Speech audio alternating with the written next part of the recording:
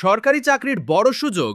মাদকদ্রব্য নিয়ন্ত্রণ অধিদপ্তরে উপপরিদর্শক পদে নতুন নিয়োগ বিজ্ঞপ্তি প্রকাশ হয়েছে। পদসংখ্যা ৩২টি। বেতন ১২,৫০০ থেকে ৩০,২৩০ টাকা। নারী ও পুরুষ উভয়ই আবেদন করতে পারবেন। শারীরিক যোগ্যতার মধ্যে পুরুষ প্রার্থীদের উচ্চতা কমপক্ষে ৫ ফুট ৬ ইঞ্চি এবং নারী প্রার্থীদের ৫ ফুট ২ ইঞ্চি হতে হবে। আবেদন শুরু ৩ জুন ২০২৬ সকাল ১০টা।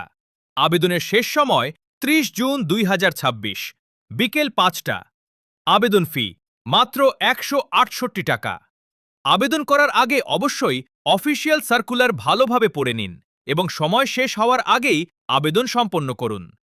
সরকারি চাকরির নতুন নতুন নিয়োগ বিজ্ঞপ্তি সবার আগে পেতে আমাদের পেজটি ফলো করুন।